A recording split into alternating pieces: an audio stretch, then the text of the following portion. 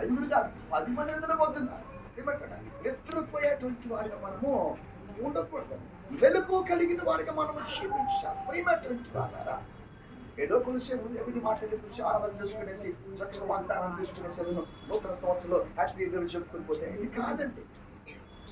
నూతన సంవత్సరంలో ప్రవేశించడానికి ముందు ఇది మనల్ని మనము సిద్ధపరచుకోవాలి. ఆ నూతన సంవత్సరంలో ప్రవేశించడానికి మనం ఏం చేయాలంటే సిద్ధపరచుకోవాలి.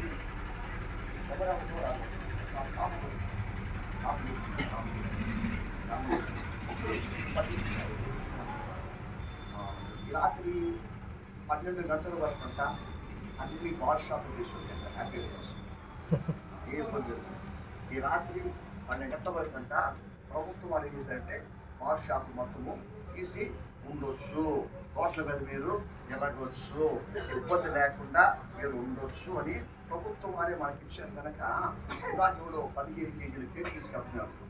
నేను 2 కేజీలు కేక్ తీసుకునేకపోతే నా పక్కన వచ్చేసి 15 కేజీలు కేక్ తీసుకున్నాను. నేను చాలా తక్కువ అబ్బా అనుకున్నాను. 15 కేజీలు కేక్ ఏం చేసుకుంటాను తీసుకెళ్ళిపోయాను. అమ్మా ఇప్పుడు చూసిన చిట్టి షాపులు ఒక ఏళ్ళగట్టారు, వాళ్ళు మొత్తం ప్యాకింగ్ అయిపోతుంది. రకరకాలుగా ఆనందిస్తున్నారు.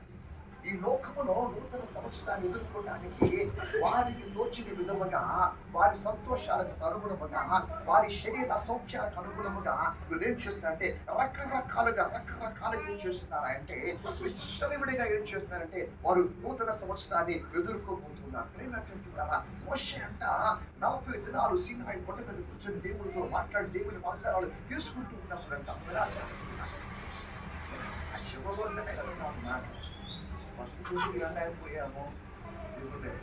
ఇప్పుడు మీకున్న ధైర్యం ఏంటంటే నాకు తెలియదు ధైర్యము. ఇప్పుడు ధైర్యం ఏంటంటే అంత ఒప్పుడు కాశుకి ఏంటంటే మరో రాజ్యానికి నాకు సంతోషమే. మన అమ్మ తీసుకొని మరో రాజ్యం నాకు వెళ్ళిన తర్వాతనే బాధపడుతున్నా. మీరు అందరు మరో రాజ్యానికి వస్తారు, నో డౌట్ దాంట్లో. కానీ వచ్చిన తర్వాతనే నాకు కొంచెం భయం. ఎందుకని ఆడకు పోగానే నేను పోయి నుంచోగలంటే గ్రంథం అలా ఓపెన్ అయిపోతుంది. ఓపెన్ అవ్వగానే చదువుతారు అనమాట. అలా రాజువారు నిలబడి వాక్యం చెప్పారు. అబ్బాయి అంగిడి చేశారా జస్ట్ మీరు రాత్రి దగ్గర చదువుతారు. ఆదివారం ప్రార్థనకి వెళ్ళారట్టుగా ఉన్నారు, కానీ వాక్యాన్ని లేదు రాసుకుంటాడు. అక్కడ తీర్పు జరిగేది ఎవరికైనా అంటే అవిశ్వాసులకు తీర్పు జరగదు, విశ్వాసులకే తీర్పు అక్కడ జరుగుతుంది. మనకే తీర్పు అక్కడ జరుగుతూ ఉంటాం. కనుక ఆ తీర్పులోనికి మనము రాకుండా ఉండడానికి గమనించండి. ఈరోజు రేపేదమ్మా కొత్త సంవత్సరం. కొత్త సంవత్సరం అర్థం మనకి అసలుకి యేసుక్రీస్తు ప్రభు డిసెంబర్ 25వ తారీఖున పుట్టిన తర్వాత నూతన ధర్మశాస్త్రం ప్రకారముగా 8వ దినమున శుద్ధి చేసి ఆయనకి ఏం చేయాలా? పేరు ఆయనకి పెట్టాల. రేపు శుద్ధి చేసి యేసుక్రీస్తు ప్రభువుకి పేరు పెడతాడు. పేరు పెట్టే రోజు నూతన సంవత్సరం. ఈ రోజు మనం చాలా సంతోషంగా పండుగ చేసుకోబోతున్నాం. కానీ మనకు సంతోషం ఉంది అంటే యేసుక్రీస్తు ప్రభువు ఆయన పేరు పెట్టిన రోజు సంతోషంగా ఆనందిస్తున్నాం. కానీ హైందవులకి మిగతా వారికి ఏమిటో నాకైతే అర్థం కాదు. మోషే కూడా కొండ నుంచి దిగటము తడుము చేసినప్పుడు అంట ఇశ్రాయేలు జనాంగం ఏం చేస్తారంటే స్త్రీ పురుషులు అనేటువంటి భేదము లేకుండా ఏం చేస్తారంటే బాగా తాగుతూ వాళ్ళు చిందు వేసుకుంటూ విచ్చలవిడి జీవితాన్ని వాళ్ళు జీవించుకుంటారు. ఈరోజు లోకం కూడా అలాగే జీవించుకుంటూ ఉంది. తెలియట్లేదండి. ఇది చివరి సమయం సంగతి తెలియట్లేదు. దేవుని వాక్యం ఉంటుంది. చూద్దాం మాట అర్థం చూడడం త్వరగా మాట చూద్దాం. హబక్కు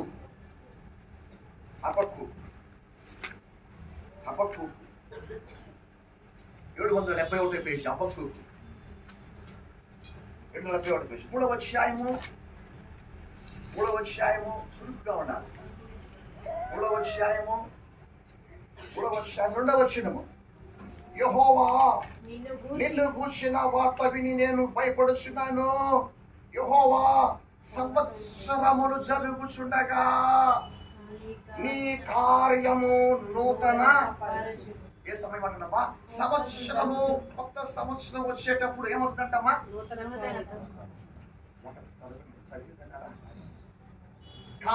సంవత్సరము జరుగుచుండగా నీ కార్యము నూతన పరచు. సంవత్సరం అయిపోగానే మరొక సంవత్సరాన్ని మాకు ఇవ్వని కాదండి. ఈ సంవత్సరం అయిపోయేటప్పుడే ఏమంటాడు, నూతనమైనటువంటి కార్యాన్ని, నూతనమైనటువంటి భూమిని, నూతనమైనటువంటి అదృశ్యమని, నూతనత్వాన్ని, నూతన జీవితాన్ని, క్రొత్త జీవితాన్ని మాకు దయచే. అంటే ఈ సంవత్సరము మారే సమయానికి ఏమైపోతున్నాయి అంటే యేసుక్రీస్తు ప్రభు రాకడలో ఈ లోకానికి వచ్చేటువంటి సమయం అండి.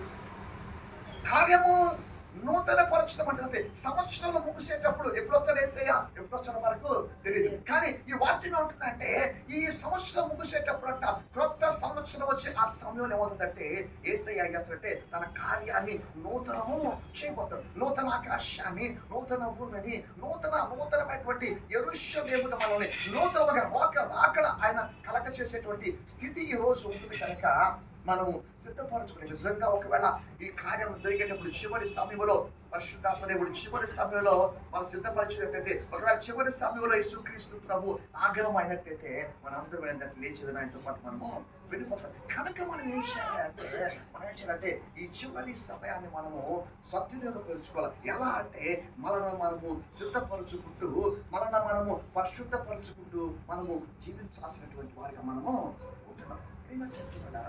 నేను మనందరికీ సెమీ క్రిస్మస్ ముందు రోజు ప్రార్థన అయిపోయిన తర్వాత మీ అందరూ బాక్సులు ఇచ్చాను. బాక్సులు ఇక తర్వాత బాక్స్ తీసుకుని వెళ్ళిపోయారు. హ్యాపీ, మంచి సంతోషం. ఆ బాక్స్లో 2 రవ్వలొడ్లు పెట్టాం. మరి మీరు ఉంచారో లేదో నాకు తెలియదు. కానీ ఇదే రవ్వలొడ్లు మా ఆవిడ కూడా ఆ ఊరు తీసుకెళ్ళిందంట. ఆ ఊరికి తీసుకెళ్ళేసి ఆ స్టాక్ పుంచుతుంది. ఎట్లా డబ్బాలు లేవు కానీ రవ్వలొడ్డు బాక్స్ పెడుతూ మనిషి కొట్టిస్తా ఉంది. వాళ్ళు ఏం చేస్తున్నారంటే రవ్వలొడ్డు చేతిలో పెట్టంగానే వాళ్ళ కుడిసెలు పెట్టుకునే చేతులు పెట్టమ్మా అంటే వాళ్ళకి ఎంత భయమో, ఎంత భక్తో ఆలోచించి వారికి భక్తి ఎక్కువ ఉంటుందండి. కానీ మనకి లేదు. ఏథెన్సు పట్టణానికి వెళ్ళి పౌలు అంటున్నాడు, ఏథెన్సు వాసులారా మీకు అమితమైనటువంటి భక్తి ఉన్న సంగతి నాకు తెలుసు. అవునండి, వారికి భక్తి ఎక్కువ, మనకి లేదంటే భక్తి లేని వారిగా మనం ప్రియమైనటువంటి జ్ఞాపకం చేసుకున్నామని ఈ చివరి దినములో, ఈ చివరి సమయంలో దేవుడు నూతన కార్యాన్ని జరిగించబోతుండగా మనం ఏం చేయాలంటే సిద్ధపరచుకోవాల్సిన వారి మార్గం మనం చదువుతామండి. వాక్యం చూద్దాం. ద్వితీయోపదేశకాండము 2వ అధ్యాయము, ద్వితీయోపదేశకాండము 2వ అధ్యాయం. క్లుప్తంగా నేను 5 నిమిషాలు మాత్రం చెప్తాను. ఆరాధనకి వెళ్ళిపోవాలి. ద్వితీయోపదేశకాండము 2వ అధ్యాయము తీసారా? 146వ పేజీ తీసారా? ద్వితీయోపదేశకాండము 2వ అధ్యాయము 2వ వచనం గమనించండి. అంతటి యెహోవా ఇలాగూ సెలవిచ్చారు. కనిపించిందమ్మా? ద్వితీయోపదేశకాండము 2వ అధ్యాయం. అంతటి యెహోవా నాకు ఇలాగూ సెలవిచ్చును, మీరు ఈ మన్నము చుట్టూ తిరిగిన కాలము చాలు. ఇశ్రాయేలు జనాంగం తట్టున్నాడు. ఐగుప్తులో నుంచి వారికి వాగ్దానం ఉన్నది, మీకు పాలు తేనెలు ప్రవహించేటువంటి దేశానికి మనల్ని నడిపిస్తాను అని వాగ్దానం ఉంది. వాగ్దానం చొప్పున వారిని ఐగుప్తులో నుంచి విడిపించాడు, సముద్రాన్ని దాటించాడు, షయూరు మన్యానికి వచ్చేసారు, అరణ్యంలోకి వచ్చేసారు. అరణ్యంలోకి వచ్చిన తర్వాత వాళ్ళు ఏం చేస్తున్నారంటే 38 సంవత్సరాలు ఆ ప్రాంతం గుర్తుకున్నారు. షయూరు మన్యం సముద్రం దాటి దగ్గర నుంచి కనాను దేశానికి ప్రయాణం అయితే 11 రోజులు.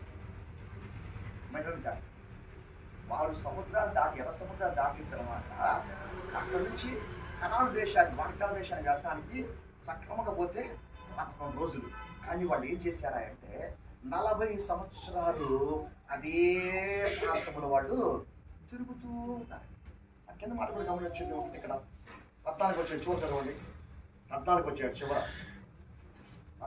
చివర. ఆ మనుష్య తరము వారందరూ సేనలో ఉండకుండా నశించు వరకు మనము నడిచిన కాలము 38 సంవత్సరాలు ఏం చేశారంట?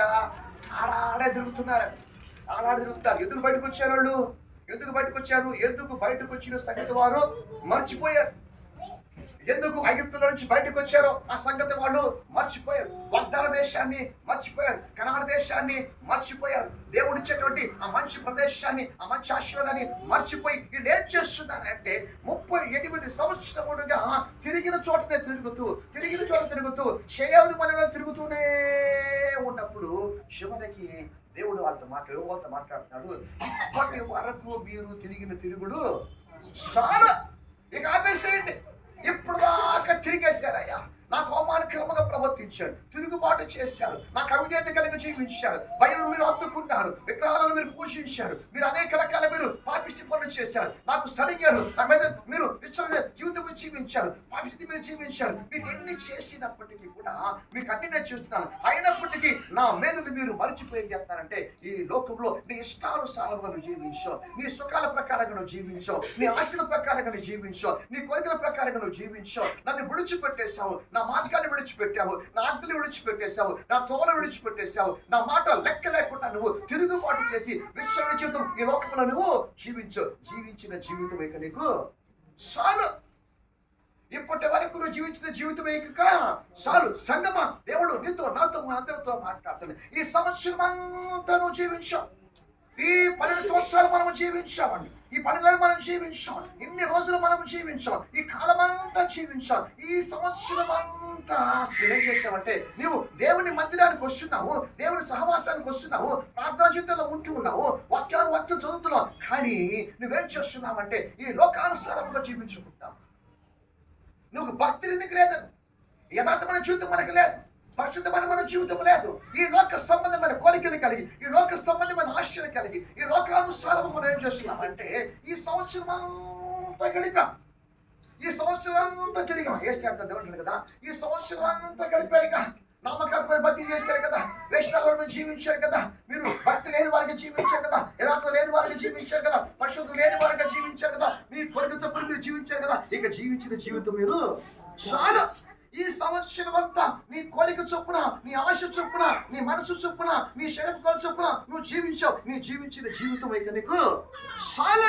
ఇక ఆపేస్తే ఇదిగో నూతన సంవత్సరానికి నడిపించబోతున్నావు. ఈ చివరి సంవత్సరం కదా, ఇప్పటి వరకు నువ్వు జీవించిన జీవితము ఇక చాలు, ఇక చాలు. కింద ఒక మాట ఉన్నారు చూడండి అక్కడ, మీరు ఈ మన్యము చుట్టూ తిరిగిన కాలము చాలును. ఇక ఏం చేయమంటాడు, ఉత్తర దిక్కునకు తిరగండి. ఇప్పుడు దాకా లోకం వైపు మీరు తిరిగారు, ఇప్పుడు వరకు సుఖాల వైపు మీరు తిరిగారు, ఇప్పుడు వరకు లోకం వైపు మీరు తిరిగారు, ఆశల వైపు మీరు తిరిగారు. లెక్కలేని జీవితము, విస్తారమైన జీవితము, పనికి మాలిన జీవితము, లోక సంబంధమైన దౌర్భాగ్యపు జీవితం మీరు జీవించారు. దేవుడు లేని జనులుగా మీరు జీవించారు, ప్రభువుకు ఆయాసకరంగా జీవించారు, ప్రభు మీద తిరుగుబాటు చేసి మీరు జీవించారు, మీ కోరికలు ఆశలు తీర్చుకుంటూ సాతాను సంబంధంగా మీరు జీవించారు. ఇక చాలు. ఈ సంవత్సరం అంతా మీరు జీవించిన బ్రతుకు ఇక చాలయ్యా, మీరు జీవించిన జీవితం ఇక చాలయ్యా, ఇది వద్దు ఇంకా. ఇక్కడ నుంచి అన్నాడు, ఇప్పుడు ఏం చేస్తారంటే ఉత్తర దిక్కులకు మీరు తిరగండి, ఇక మీరు ఉత్తరానికి మీరు తిరగండి అయ్యా. అవును ప్రియమంటాడు, ఈ సంవత్సరం అంతా ఎలా జీవించావు, ఎలా బ్రతికావో, నీ భక్తి ఎలా ఉందో, నీ ఆత్మీయత ఎలా ఉందో, నీ విశ్వాసం ఎలా ఉందో, నీ యొక్క వాక్యానుసరమైన జీవితం ఎలా ఉందో, నీ బ్రతుకు ఎలా ఉందో, ఎలా జీవించావో, ఏ కొడుకు చెప్పులు జీవించావో, ఎలా జీవించావో ఒక్కసారి జ్ఞాపకం చేసుకో. దేవుడు అంటాడు, ఇప్పటి వరకు నీవు జీవించిన జీవితం ఇక చాలుగా ముగించేసాయి, ఎందుకంటే చివరికి వచ్చేసావు, కొత్త సంవత్సరానికి నువ్వు వెళ్ళబోతు. ఇక చాలు, ఇప్పుడైనా చేస్తానంటే అన్నాడు, ఉత్తర దిక్కు నువ్వు ఏం చేస్తున్నారంటే నువ్వు ఇప్పటి వరకు వారు ఎలా జీవించారు మాట కనుక గమనించుకున్నారంటే ఏషియా చదవమన్నమ్మా, ఏషియా చదువుకోవాలి, ఏషియా గ్రంథము 44వ అధ్యాయము, ఏషియాలు 44. ఇప్పటి వరకు మీరు జీవించిన జీవితం ఎలా జీవించారు, ఇస్రాయేలు జనాంగము ఇప్పటి వరకు ఎలా జీవించారు గమనించండి. అనుకుంటున్నారు మేఘం కిందనే మేము ఉంటున్నాము, మన్నానే మేము తింటున్నాము, నీ విషయం నీరే మేము తాగుతున్నాము, నీలోనే జీవిస్తున్నాం అనుకుంటున్నారు. కానీ మేము ప్రార్థనకు వస్తున్నాము, ఆరాధనలో ఉంటున్నాము, ఆరాధన చేస్తున్నాము, వాక్యం చదువుతున్నాము, కుటుంబంలో ప్రార్థన చేస్తున్నాము, నీ ఫోటో పెట్టుకున్నాము, వాక్యం చదువుతున్నాము అనుకుంటున్నారు. కానీ మీరు ఎలా ఉన్నారో చెప్తున్నారండి. ఇక్కడ అక్కడ కదా ఇశ్రాయేలు జనాంగమా ఇప్పుడు తిరిగారు కదా, ఎలా తిరిగారు, ఏం చేసి గమనించారంటే యెషయాలు 44 అధ్యాయము చదవాలి. 44 వచ్చిన 44 తిరుగుబాటు చేయు ఇశ్రాయేలు ఈ మాట ప్రకటింపుము. ఈ మాట ప్రకటించుము. ప్రభువైన యెహోవా సెలవిచ్చినదేమనగా, ఇశ్రాయేలీయులారా, ఇది వరకు మీరు చేసిన హేయ క్రియలు ఇక చాలు. వాటి అంటున్నాడు కదా, ఇప్పటి వరకు సేయవరు మన్యములో మీరు ఈ 38 సంవత్సరాలు సంచరించినటువంటి సమయం ఇంకా చాలు. ఏం చేశారు అక్కడ? ఏం చేశారంటే దేవుని మీద తిరుగుబాటు చేసి, దేవుని మాట వినకుండా, దేవుని ఆజ్ఞను తిరస్కరించేసి ఇష్టానుసారమైన హేయమైన క్రియలు చేసుకుంటూ జీవించారు. కాబట్టి అన్నాడు కదా, ఇక ఇప్పటి వరకు మీరు చేసినటువంటి ఈ హేయ క్రియలు ఇక చాలు, ఇక ఆపేసి. మీతో కూడా మాట్లాడుతున్నాడు దేవుడు. ఇంతకాలము ఈ సంవత్సరం అంతా, ఈ 12 మాసములు, ఇన్ని వారాలు, ఇన్ని దినములు మీరు చేసేటువంటి ఈ హేయ క్రియలో ఇక చాలు. దేవుడు లేకుండా దేవుళ్ళో ఉన్నామని చెప్పుకుంటూ దేవుడు లేనటువంటి బ్రతుకు బతికేటువంటి ఈ బ్రతుకు ఇక చాలు. ఈ పాపిష్టి జీవితం ఇక మనకి చాలు.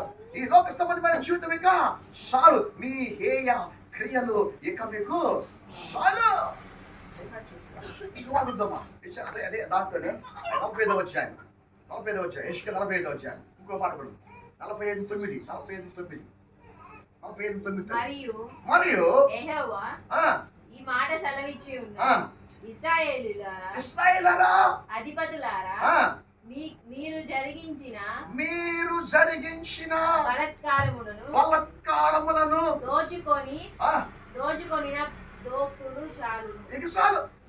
ఇప్పటి వరకు మీరు ఏం చేశారంటే దోచుకున్నారు, బలాత్కారముగా జీవించారు, బలాత్కారమైనటువంటి బతుకు మీరు బతుకున్నారు. ఇక మీకు అది చాలు. ఈ 38 సంవత్సరాలు ఈ మన్యములో తిరుగుతూ ఇదే జీవితం అనుకునేసి మీరు చేసేటువంటి బలాత్కార పనులు కానీ, మీరు చేసే తిరుగుబాటు కానీ, మీరు చేసే ఏ క్రియలు ఇక చాలు. ఇక మీరు చేస్తారు, తూర్పు వైపు మీరు, ఉత్తరానికి మీరు సంఘముతో దేవుడు మాట్లాడుతున్నాడు. ఇప్పటి వరకు ఈ సంవత్సరం అంతా కూడా మీరు చేసేటువంటి మీ హేయ క్రియలుక చాలుచుకున్న పేతురాసు మొదటి పత్రిక 4వ అధ్యాయంలో చూడండి. పేతురాసు మొదటి పత్రిక త్వరగా పేతురాసు మొదటి పత్రిక 4వ అధ్యాయము 3వ వచనము 4:3. పేతురాసు మొదటి పత్రిక సంఘముతో దేవుడు మాట్లాడుతున్నాడు. ఈ సంఘమా సంవత్సరం అంతా సంతోషించారుగా, సంవత్సరం అంతా అయిపోయారు కదా, సంవత్సరం అంతా గడుపుకున్నాం కదా, ఈ చివరి సమయానికి వచ్చారు. సంవత్సరం అంతా ఈ లోకానుసారముగా సంతోషంగా ఆనందముగా నీ కనులకు ఏది సంతోషపడే ఆ రకంగా నువ్వు జీవించావు. ఇక చాలు. నువ్వేం చేసావయ్యా అంటే పొక్కిరి చేష్టలు, దురాశలు, మద్యపానము, అల్లరితో కూడిన ఆటపాటలు, త్రాగుబోతుల విందులు, చేయదగిన విగ్రహ పూజలు ఇక చాలమ్మ. ఇప్పటి వరకు మనం ఏం చేసామంటే విందులు చేసుకున్నాం, వినోదాన్ని అనుభవించాం, సుఖాలను అనుభవించాం, లోక సంబంధంగా విశ్వలిబడి జీవితాన్ని మనము జీవించాం. ఈ జీవించిన జీవితం ఇక మనకి చాలు. ఇంకో మనం చూద్దాం. తులసి రాసిన పత్రిక 3వ అధ్యాయం, తులసి రాసిన పత్రిక 3వ అధ్యాయం 7వ వచనం అనుకుంటాం. 7వ వచనం 3:7. తులసి రాసిన పత్రిక 3:7వ అధ్యాయం 3:7వ అధ్యాయం.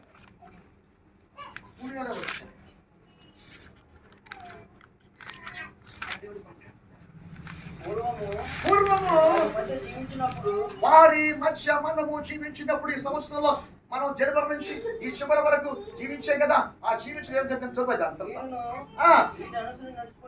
వీటిని అనుసరించి మీరు అనుకుంటున్నారు మేము బాప్తిసం తీసుకున్నాం, మేము రక్షణ పొందాం, ప్రభువులో ఉన్నాం, దేవుల్లో ఉన్నాం, ఆత్మలో ఉన్నాం, అభిషేకంలో ఉన్నాం, దేవుడు ఆరాధిస్తున్నాం, వాక్యం ఉంది, మాలో ప్రార్థన ఉంది, సంఘం ఉంది, సంఘానికి వస్తున్నాం, మేము క్రైస్తవం అని అనుకుంటున్నారు. కానీ మీలో ఒకటి ఉందంటే ఏముందంటది చదువు తర్వాత